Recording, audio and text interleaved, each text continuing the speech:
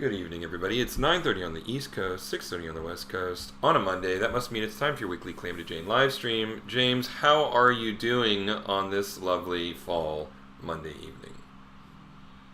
Doing great on my side. I'm happy to hear that your voice, and kind of sad to hear that your voice is now pretty much Yeah, returned. it is. It is But back to yeah, normal, but yes. That was something that has never happened to me before, so that was very weird. But yes, my voice box seems to have healed, and my voice is back to its sultry, dulcet tones once again, as opposed to Simpsons teenager. So I will take that as a win. yes, and I'm happy for you for your health, but not happy because it just cracked me up randomly. Fair, For my own selfish needs, I fair. am sad a little bit, but it's okay. Yeah, that's fair. Yeah. That's So I definitely mean, fair. I don't want to. I mean, normally I'll jump right into what I'll work on this week while we chat. But I have to say, as you settle into your new place, I can't help but notice the portrait of Penny in the background. Oh It's yes, adorable. I'm assuming that's Penny. it is Penny. And she's actually in my lap right now as we speak. Yeah. Last Oh year, gosh, oh, adorable. belly. Last year, a friend of mine, he used to work at a company that, like one of those photo printing companies where you can like order custom prints of various photos. And he got like Hmm. discounts on all that kind of stuff. For Christmas, he had that made and sent it to me. So it's pretty cute. So I went ahead and put it on the wall, and now everybody can just look at Penny all the time. And everybody always wants to be around Penny anyway. It's always like, is Penny here? Oh, hi. How's it going, Eric? How you doing? As a caretaker for Penny, that's what matters, Right, right? right, right. I'm mostly her chaperone, or her Yeah. chauffeur. I think is a better word. I'm her chauffeur. Look at that. She hijacked our stream just because of her presence on in a portrait. That's So I right. mean, that's just That's how she right. is. It's super distracting. Everybody's just gonna like just stare at that for the rest of the show, and I should actually blur my background. I mean, everybody loves Penny once you get to know Oh, her. yeah. No, it's all good. But yeah, I'll roll into what I'll be working on this week. So I Oh, will and share my please ignore screen. the disembodied head behind me. My roommate moved in on Wednesday, and Oh, she's a huge cosplayer, and this is one of her wigs, and so I'm letting her keep. Cosplay is like a big part of one of her biggest hobbies, and so she needs like all the storage space she can get. I'm like, yeah, you can just keep some stuff in the office. So so that we get like a little bit of a spooky disembodied head behind us as so we continue on with the that just stream. adds the ambiance. Because yeah, Hmm. why not? It's a different look. It's a different thing than what it was a couple of weeks ago when I still lived in that horrible, horrible apartment. Hmm. But so what are we working on Cool. tonight? Okay. Let me share screen.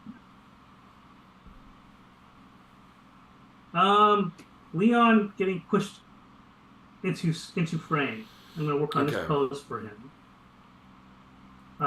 So yeah, so I've already gone back into our master file. So I'll start kind of borrowing colors, color palettes, and assets as I can Hmm. while I work on Leon here. So that is the plan tonight. And So this yeah, is a pretty unique pose. Um, yeah. how much can you really reuse here? I mean, I guess you can take his neutral pose and sort of rotate it 120 degrees or thereabouts, but there's still it's such a unique. Everything is so uniquely posed. Is there much reuse here, or you're Yeah. gonna have to basically just redo it from scratch? That's a good question. I mean, these are all the same questions I've had as I was looking at this pose. I think I can get away with probably his jacket pieces and stuff like that. But sometimes when you're in Animate, also AKA Flash back in the day, Mm-hmm. we would kind of take use of the technology of the program, which was just recycling symbols, recycling assets. And Mm-hmm. I've done that for the most part, but also you don't want to become beholden to just what you've already drawn. You need to Mm-hmm. draw unique stuff. So I'm going to kind of play it by ear. And if I feel like I don't have anything out of our library here, it's kind of a mess now, but I'll organize it later. But out of our library of stuff here, am I going to be able to get what I need? I don't know exactly. Like, for example, the Mm-hmm. hat is a different position altogether. Mm-hmm. So Mm-hmm. I don't know if I can get away with that or not. All right. Well, But we'll see. we will But figure that out over the course of this evening. I mean, I think yes, right off the bat, just to seed the conversation, Super Mario RPG came out last Friday, yes, yeah. and I And have of course, been I yes. know who got it, and I know who I could talk to about it Oh this my week. God. So Yeah, I know. His name is Steve. He lives in a van down by the river. He's never. wow, I didn't know about Steve, but okay, all right, I'll look him up. No, it is obviously a remake of a 27-year-old game. Not Mhm. quite 30 years old, but close enough for government work, I feel like. And unlike a lot of the modern remakes, the way that Square Enix, and this isn't a positive or negative, it just is the way that they've been doing it. The remakes of like Final Fantasy VII, and then Capcom as well with like the Resident Evil remakes. They are like basically just taking the core ideas of the game and the core story and the characters, and then just building an entirely new game around the core essence of what made Resident Evil 4, what made Final Fantasy 7, and then everything Mhm. else is basically just a complete refresh. It's completely different. The Super Mario RPG has taken a very very different tact in that it is a from the ground up rebuild of the original game, and I mean just down to the pixel practically. They've basically gone back and took all of the pre-rendered graphics of the original game and turned them into, apparently it's using Unity, I think, is the engine that they use to make the game. And so, Wow, really? mm-hmm, mm-hmm. And so it is a moment to beat by beat remake of the original, and you could argue that it's less of a remake and more of a remaster, except that there's nothing left of the assets that carried over, right? So it's not like they went back and remastered the 2D sprites to HD or something like that. I mean, it is all in Mhm. 3D.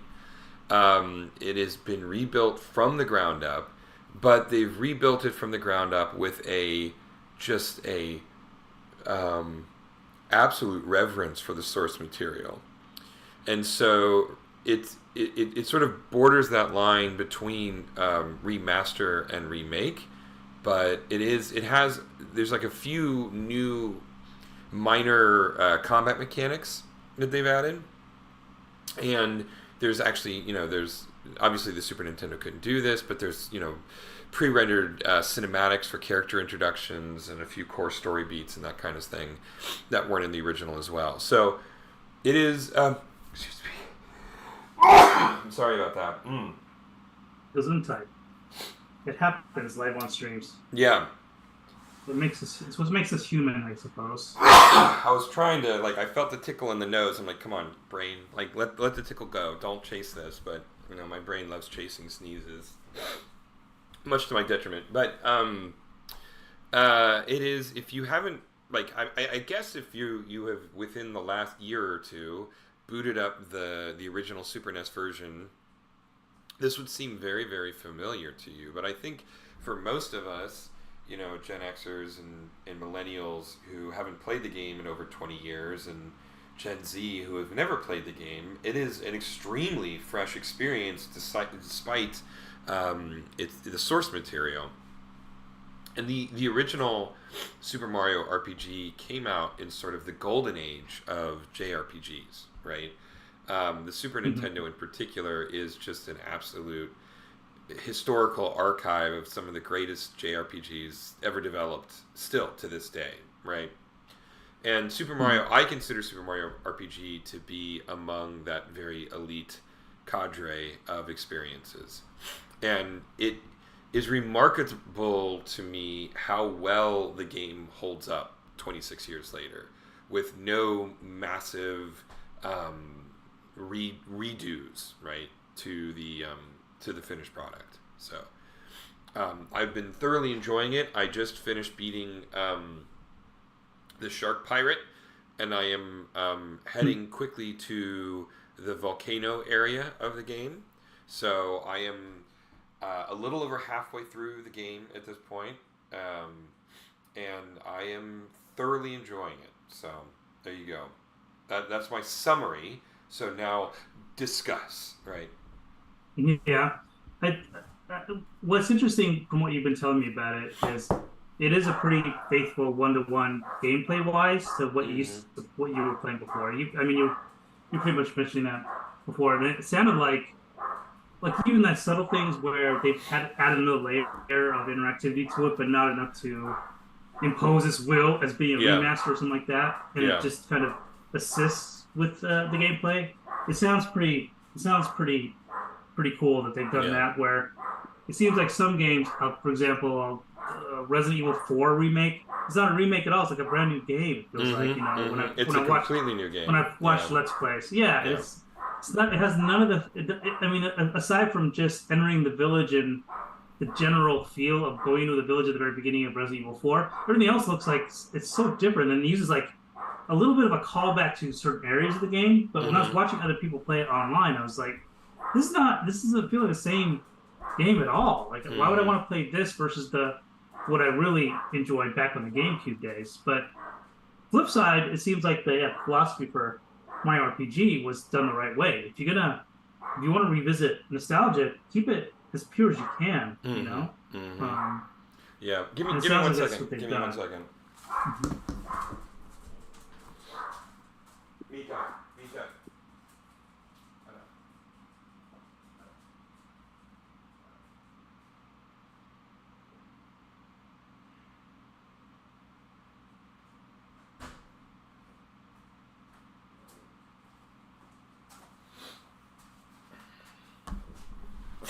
So, I apologize. My roommate also has a dog. Penny put on a costume? Yeah, Penny put on her late Halloween costume. My roommate has a dog. This is Mika, who is also adorable. But she is still adjusting to her new home. And so she tends to bark. She's a lot more of a barker than Penny is. And so she was just doing her thing. So I thought I'd go ahead and grab her so she wasn't barking in the background while we talked. So oddly enough, I didn't hear her at all. Okay. That's interesting. My mic was picking it up. I could see it picking it up on OBS. So I went ahead and just grabbed her. So you can see. Oh my gosh, she's so adorable. So we are surrounded by cute dogs in this house now. Our stream should just go back to just these cute dogs and talk about games with cute dogs, maybe. Should we make games with like all video games now should just focus on cute dogs, or we should abandon Calamity Jane and then just do a new cartoon that's just like cute dogs, right? So it's just popping back up into view again. Yeah, I'm sure she's curious. She'll get used to this over the course of maybe a few more months of her. Yeah, she'll settle down. She'll settle down. I mean, she's lived in the last place that she lived. They were there for quite a while, right? And so this is the first move she's had in a long time. So she's still getting a little bit adjusted, and she's also got some slight separation anxiety issues, which, as she spends some more time, she'll go, oh, like, they're not going to abandon me. I'll be fine. Everything will be fine. But right now, at least, it's still very fresh. So, anyway, so I agree with you about the nostalgia thing. Like, what is the purpose of a remake, right? Are you just trying to capture nostalgia? Are you trying to completely reimagine the original product for a modern audience? I mean, I think that there is value in both of those approaches, right? I don't, I can't comment on the Final Fantasy VII remake or the Resident Evil 4 remake, or the 3 remake or the 2 remake, because I haven't played any of them, right? But by all accounts, people really seem to enjoy them, and they acknowledge how different they are, but they are enjoyable in their own right as a standalone product, right? And you don't the The nostalgia is a little bit different because people who have played the original games are more just remembering Leon, remembering Claire, but seeing them in a completely reimagined environment versus trying to truly capture that nostalgia of the original. Which is what Super Mario RPG is going for, right? Like doing its best to. Hold on, I'm just going to close the door because she's not going to stop barking. Nice.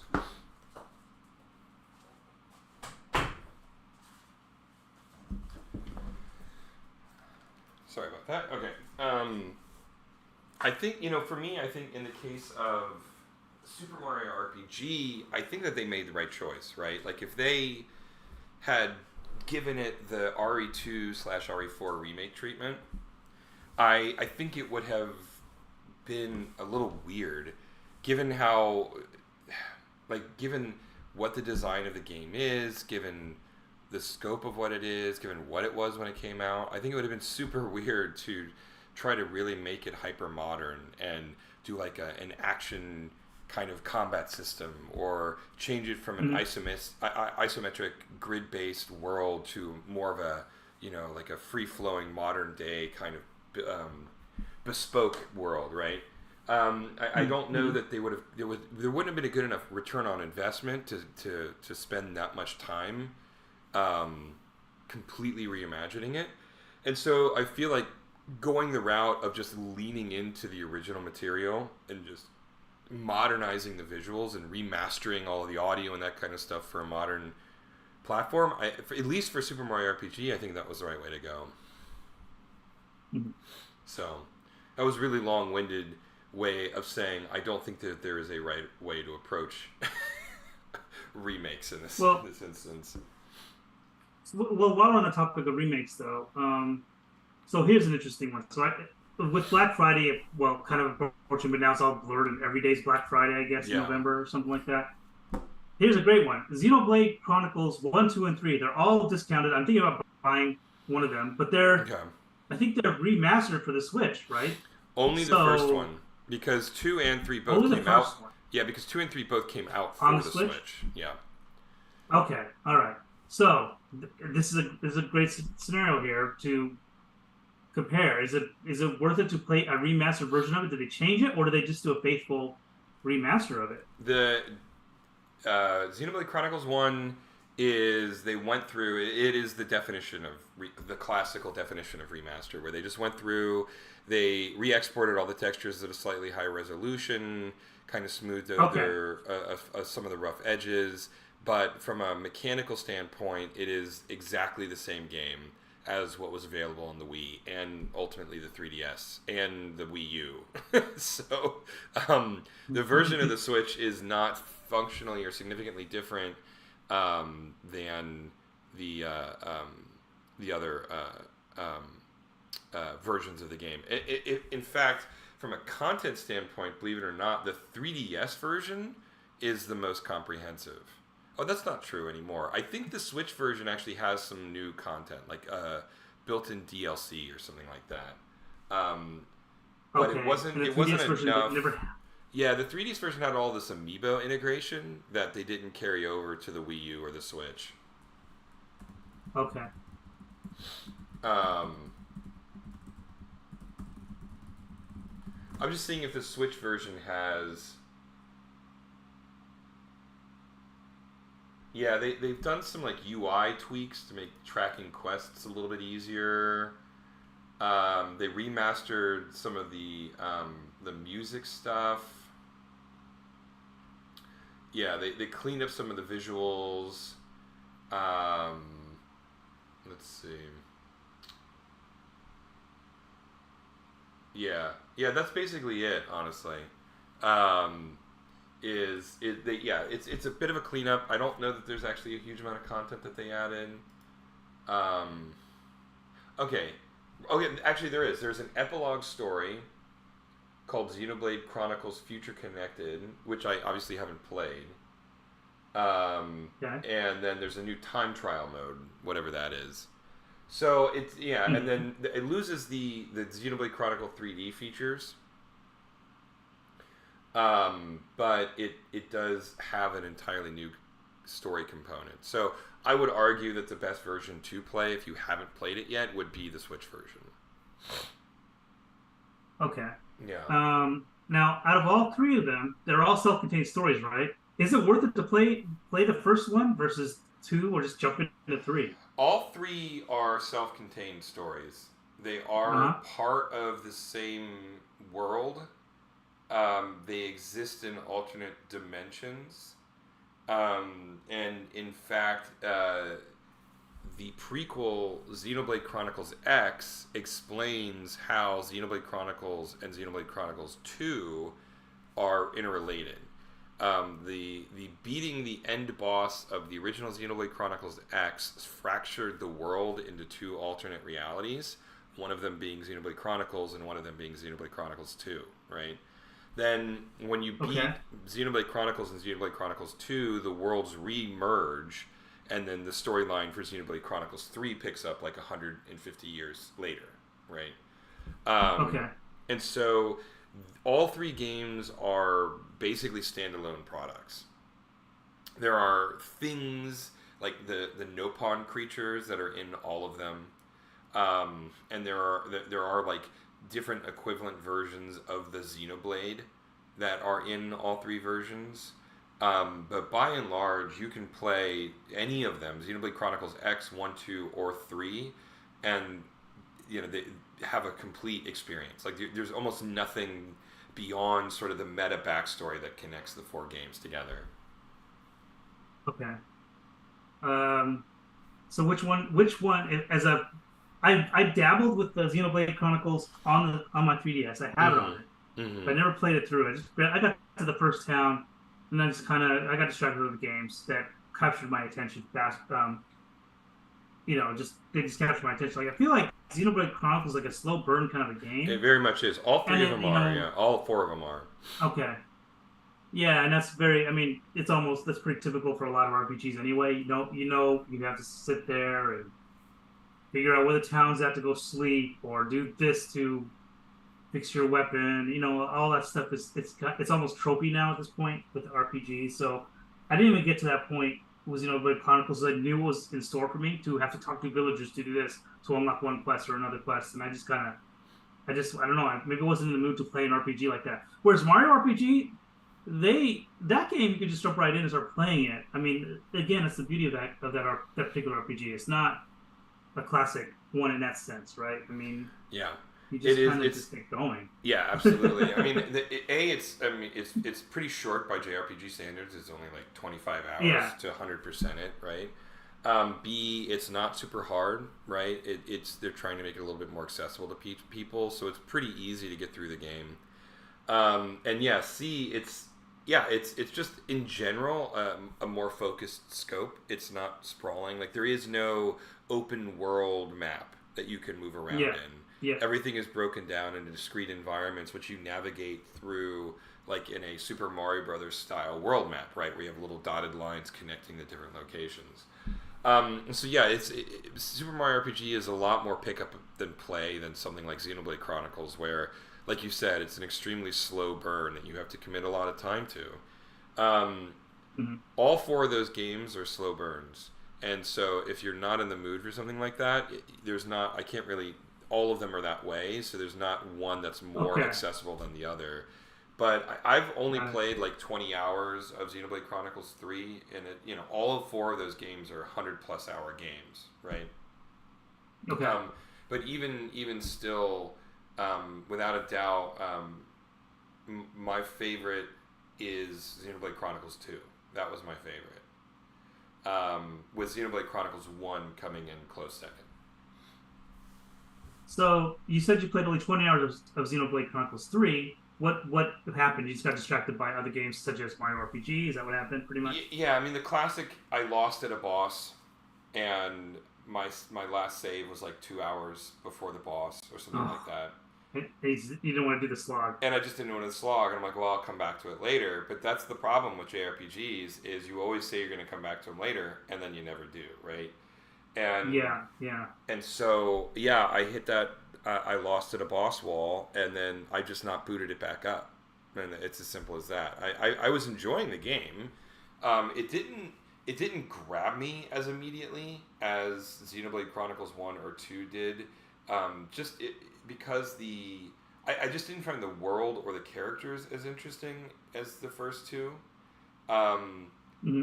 and there are a few what felt like relatively superfluous mechanics that I didn't really understand why they were in the game, because they kept there's like this ticking clock mechanic that isn't even always on. It just shows up occasionally, but it feels like they intended it to be a time pressure, but it never it has to the point where I've gotten it was never a time pressure, and I didn't really understand what it was, and it kind of was like, I guess it's just sort of like a story thing, I don't know, right?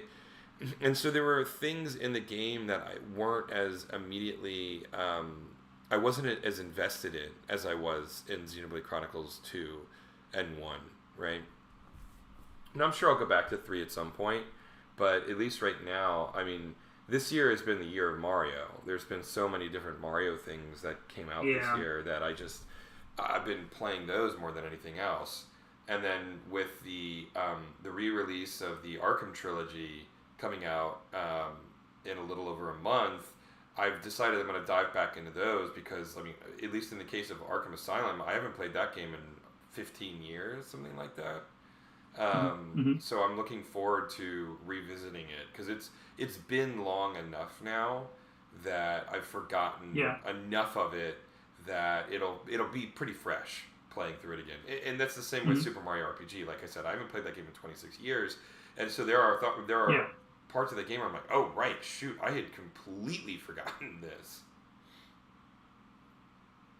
So Yeah. Again, yeah. again. I mean, I think we talked. I think we've mentioned this before, but it's actually been. It's kind of a weird. It's a great time to be into games because there's so many games that are vying for your attention. Mm-hmm. Um, Mm-hmm.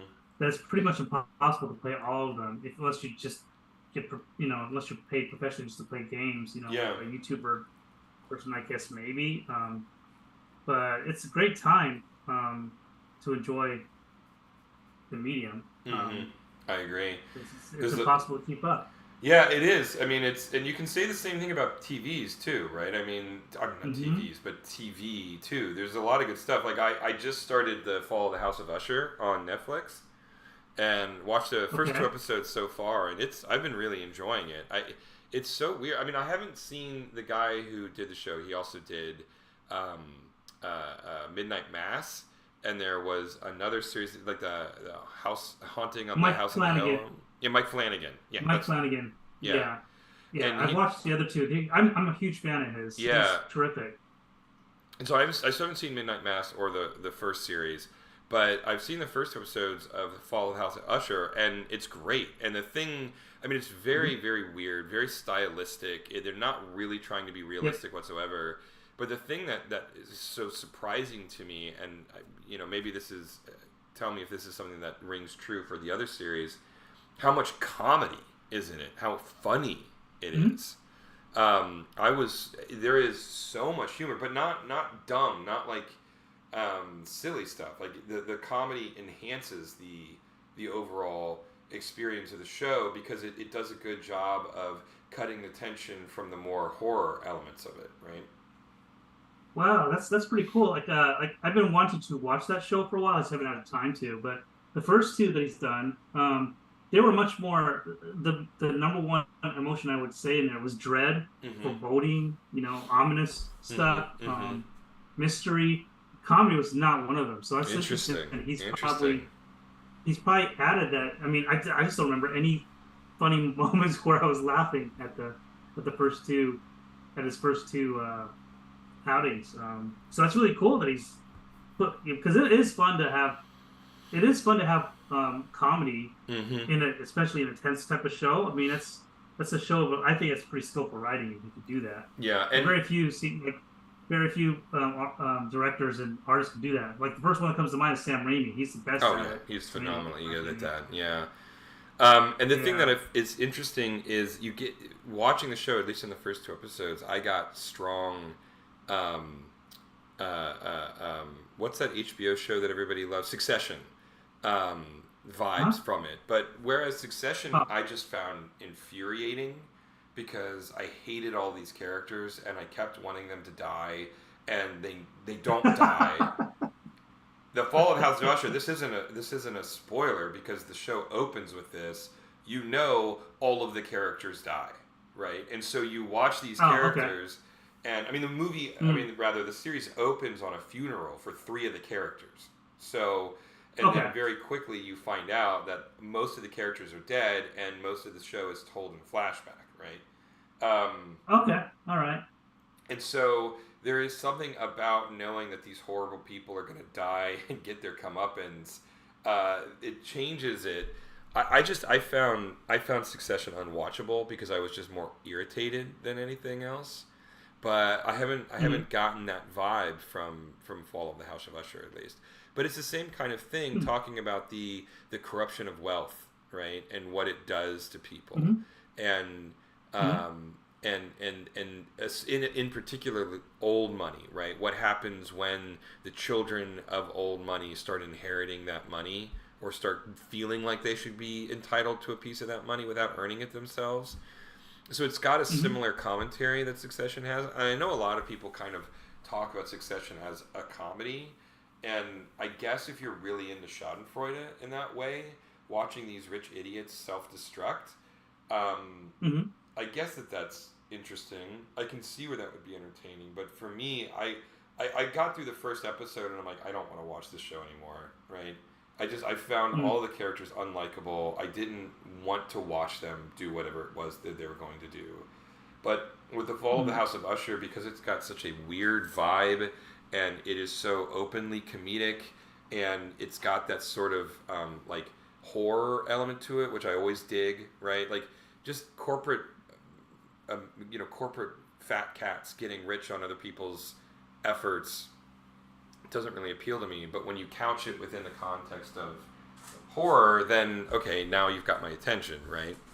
And so I just find the Fall of the House of Usher, at least within the first 2 episodes, a lot more watchable than Succession was. And again, I mean, this isn't my opinion. I mean, like, I'm clearly in the minority here. I know very, very few people who disliked that show. So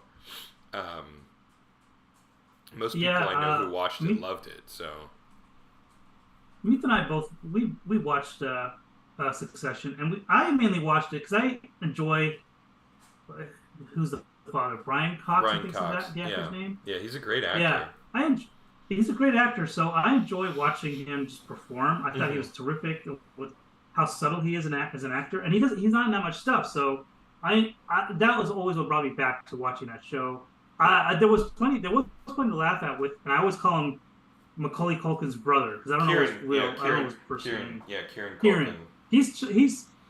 I mean, the script was designed for him to be snarky and sarcastic, and he was just terrific delivering his line. It was always funny. It wasn't funny where you're expecting to just, have the court jester show up and do something like that type of character. No, he actually had there was some layers to him too that made it interesting. So those 2 characters alone were enough for me to keep watching the show and just to see them just perform. But was it my favorite show? No, because I had the same kind of, my attitude was kind of the same macro-wise watching it, which was, these are just rich assholes like that are just being mean to each other and trying to inherit money, and like, why do I care about this? Like, why do I care about any of these characters?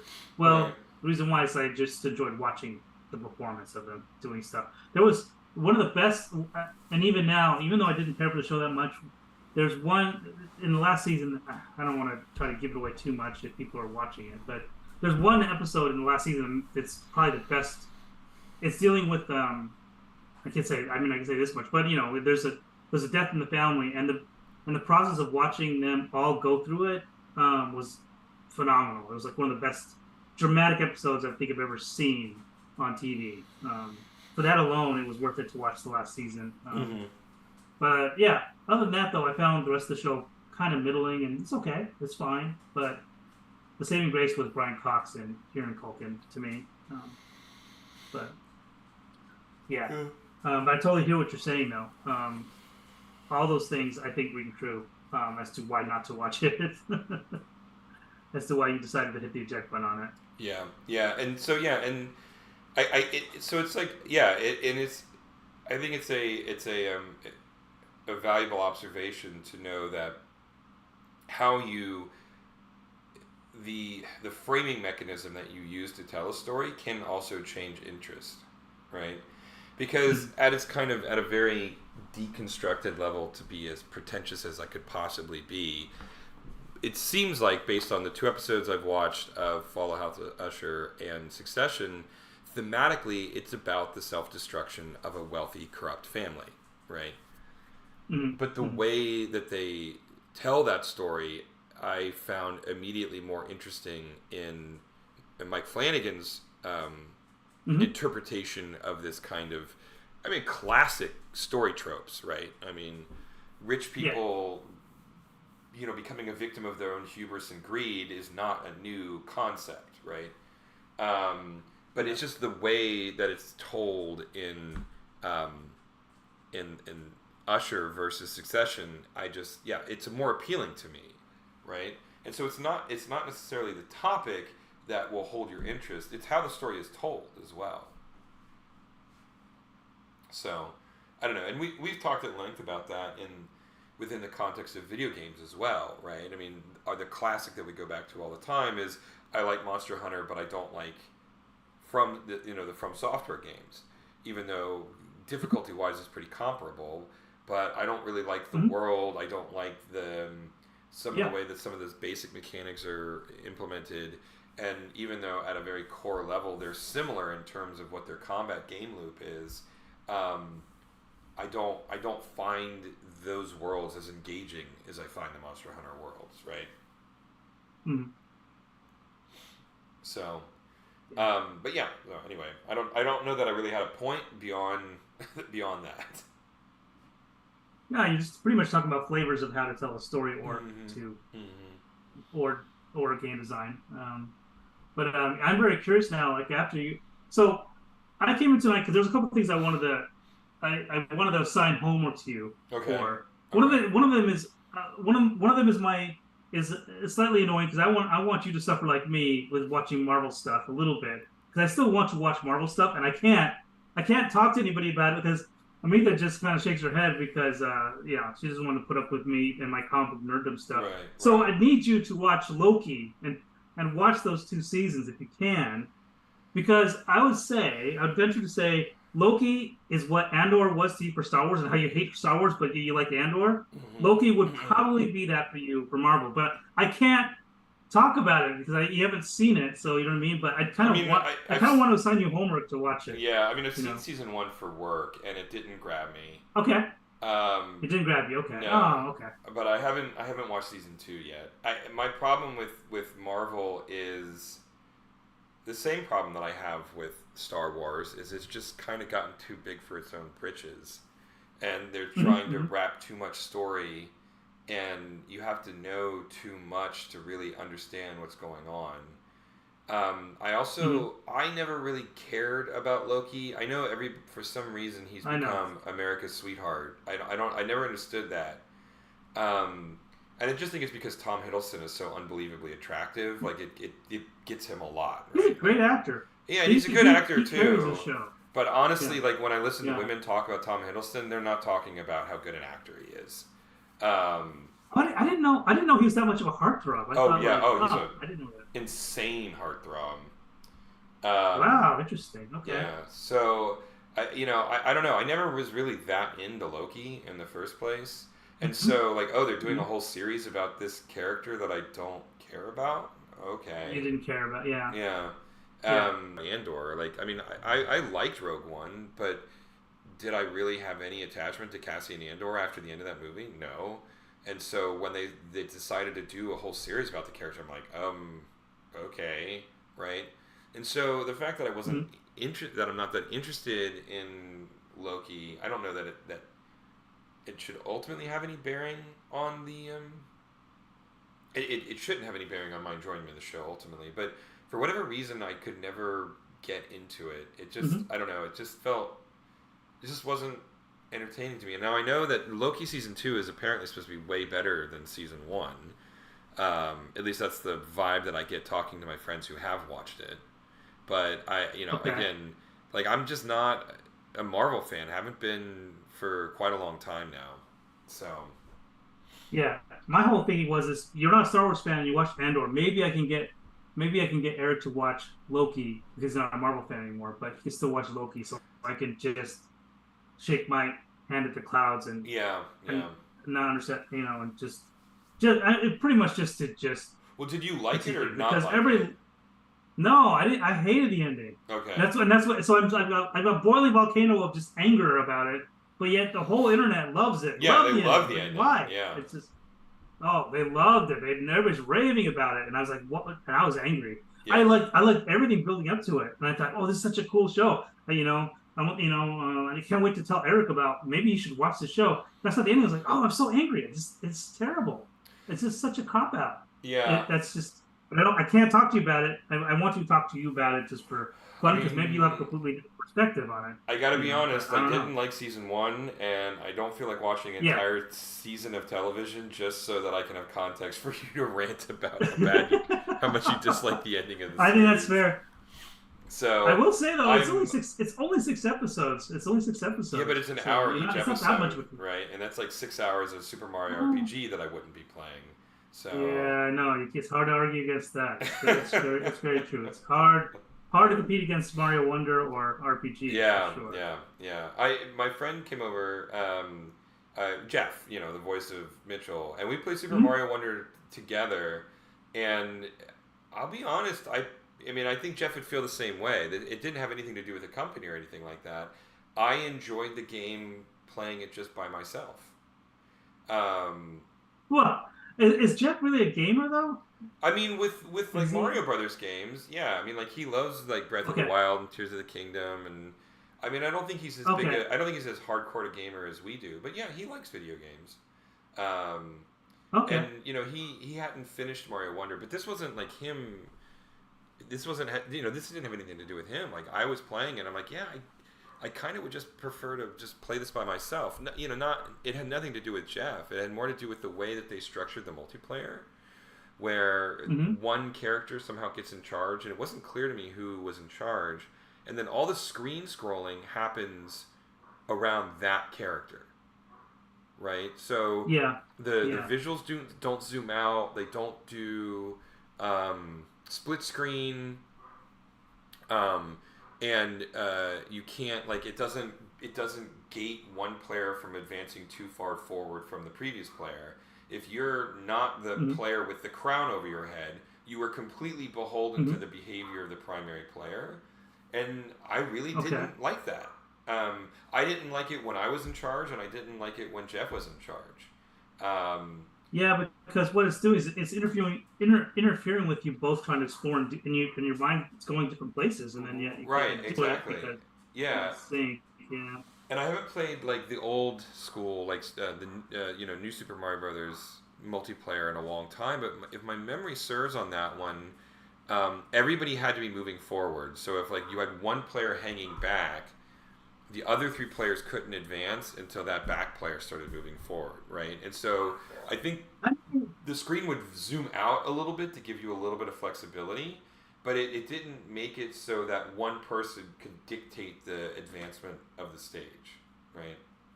So here's what I recall, but again, maybe it's just I thought that whoever's at the front of the pack pretty Hmm. much was controlling the screen, and if you fell back, you automatically go into bubble mode, and you have to float and keep up with them until you Okay. get popped in New Super Mario Brothers. I think, but Okay. I haven't played it for like a year and a half myself, but that's what I remember because I remember doing this to stuff playing with my nephews and my sister, and I'm always trying to assassinate my sister in the game. So and again, this is what I loved about New Super Mario Brothers, which I was disappointed Wonder didn't have. But Yeah. you could pick up your players, carry them with you, and then throw them down a pit. Yeah. I love that stuff, but you don't have that in Wonder as much. So Yeah. yeah, when I think I There's was very playing little Wonder, interaction in the co-op mode, right? yeah, Yeah. And that's the other yeah, thing. It yeah. just seems like you both just happen to be in the same stage, playing it at the same time, and you can't really interact with each other that Mm, much. And that also, yeah, for all of the trolling that you could do in the old New Super Mario Brothers yeah, games, the multiplayer felt more integral to the experience than it does in Super Mario Brothers Wonder. yeah. So. So in that regard, again, I played like the first world with Amita, and I remember, and for me, I play in a different I do play in a different mode when I'm playing co-player, with somebody that doesn't play games as much. So me Mm-hmm. doesn't play games as much. So I'm just a little more patient. I kind of chill and I just kind of look around, which I don't mind doing that. But yeah, if I was playing by myself, I have completely different headspace. Where I'm trying to do certain things or like that. But Mm-hmm. Mm-hmm. yeah, it's just a different approach. It's almost like you have to switch your brain a little different when you're in co-op mode with one. Yeah. So it Yeah, for seems like. sure. So yeah. Yeah. Anyway, that was like it's a weirdly like not perfect aspect of the game. Is like I just didn't enjoy the actual co-op gameplay very much. So Yeah, I yeah. can see that. Um, yeah. Um, But other than that, it's pretty much a near perfect game. Mm-hmm. Everything Mm-hmm. else, Yeah. for It all is. It this, for really is those phenomenal. those are minor flaws. Yeah. Yeah, Yeah. but, I think at this point I'm in pretty good shape for the pose for Leon getting healed over. Okay. Cool. So yeah, so I think we're in good shape here. Yeah, I mean, we've been going for a minute. I think yeah, we've been going for about 45 minutes. I'd say that's a pretty good run. So I've been a little bit low energy. I got like zero sleep last night, so just kind of like trying to recover from that a little bit. Probably going to go to bed pretty quick after this, honestly. But yeah, so that looks really good. Is that how much more work do you think you have to do on that? Not much. I think I'm pretty happy with this. Mm-hmm. Where he's at. I mean, like I said, I might tweak a little bit, but this is good enough for me to put into the animatic and kind of incorporate it. Mm-hmm. Um, I'm pretty happy with this one because in the animatic we see him, we get enough for the eye to see that he actually is knocked out, Mm-hmm. Mm-hmm. and slides into frame, and then that's the last you see that. I think that's the last you see that pose pretty much. You Yeah. see it Yeah. just briefly. Yeah, you don't even see it again actually. Yeah. Yeah. So I don't want to spend too much time on just this one pose that you only see for a few frames. And for what it does, I'm really happy with where it's Cool. All at. right. Good to know. Good to know. Yeah, All right. Well, yeah. we'll wrap it up there. You can head on over to calamityjane.rocks. That'll take you to our Patreon site. Please consider subscribing and helping us make this cartoon a reality. You can also check us out on Facebook and YouTube, which presumably you are watching, linked to through Watch This With Us Now. Also, you can find us on Instagram. It's Calamity Jane Salamander is our handle, so check that out and enjoy. We will be posting. We're going to continue to expand what we're posting there. Right now we're just posting links to the stream, but there will be more content coming in the near future. So watch out for that. In the meantime, I think everything will be fine for next week. So we should be back next Monday at the usual time, unless I'm missing something. It is post Thanksgiving next Monday, but I mean I'm not doing anything for Thanksgiving. So well, I mean I am, but like not that following Monday. Anyway, Mhm. so yeah, so assuming that all things remaining equal, we'll meet everybody here next Monday at the same channel, the same time. In the meantime, stay safe out there, everybody, and we'll see you in a week. Good night.